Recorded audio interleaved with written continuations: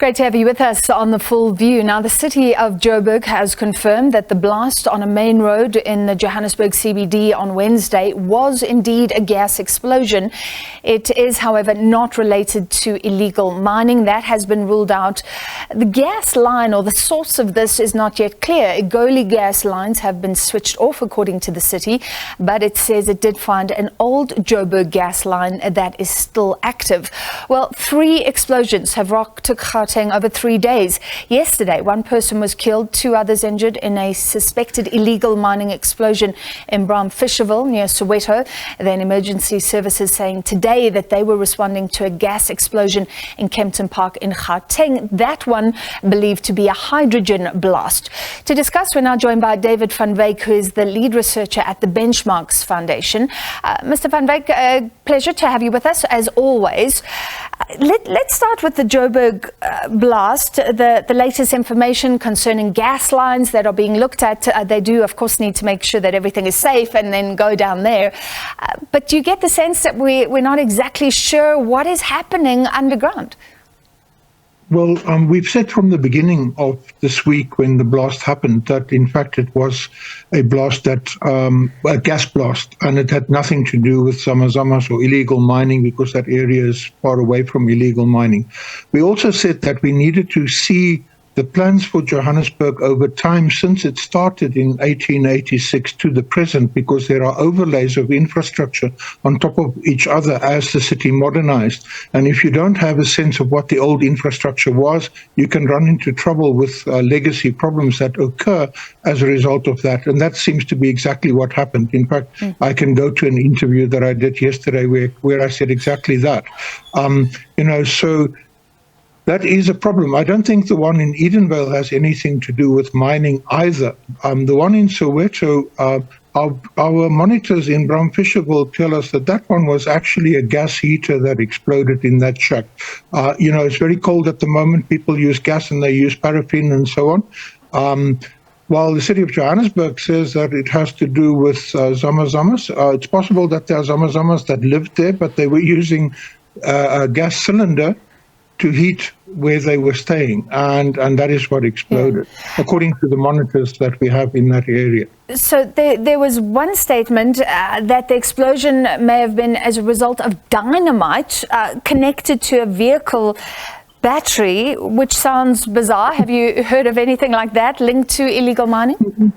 Well, no, not. Why would you connect dynamite to a vehicle battery on the surface? If you are using small amounts of dynamite underground, and it's very dangerous to use dynamite underground as well.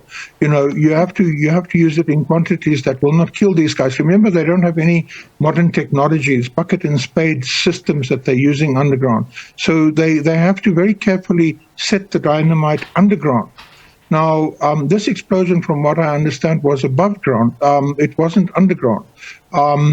And so, for me, the explanations are not clear yet. I think they would need to do further investigation to determine. But certainly gas explosions are very possible along Main Reef Road, because there is the major Sasol gas line that runs through Riverlea, that runs past Toka City, that runs into Langlaagte, where the main point for Sasol's distribution of both fuel and gas is. And all along Main Reef Road, you have gas distribution points. And if you have a chain reaction gas explosion there, it will go all along that road through the communities where it is and through the industrial area over there. That's going to be hugely problematic.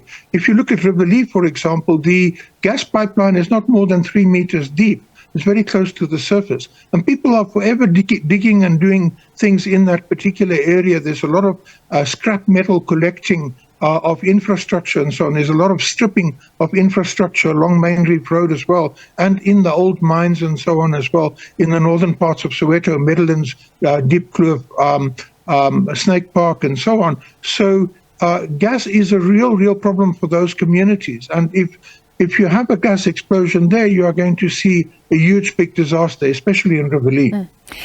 All right, so what do we take from this? That the illegal mining activity, at least, is not happening under the Joburg CBD, and these blasts are are all unrelated. So we don't have a systemic issue here, but it sounds like overall we have to look at the infrastructure, like you say, just below the surface, the old gas lines, the new gas lines, and what exactly is happening.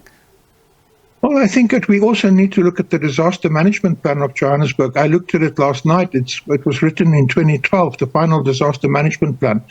I did a content analysis and I typed in gas and it didn't appear once in the document. I typed in earthquakes. It didn't appear once in the document.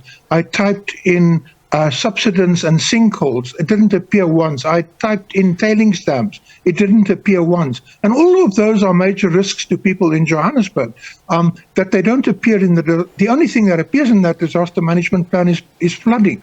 And so that really is very problematic, and it's very old. It's based on very old statistics as well. We actually need an updated disaster management plan, and we need an interactive plan that the public can interact with, because as you saw with the blast in the city center, people didn't know what to do. In fact, people were attracted to the danger zone rather than scared away from it. And you should have had a deployment of the army very, very quickly to keep people out of the area. All right, that's a good point. The City of Johannesburg today saying it's still unsafe, and barricades have been put up asking people to really stay away. And we'll talk about possibly an update needed to what we are preparing for. We will speak to the Minister of Public Works later on as well. That was Benchmarks Foundation lead researcher David van Wyk.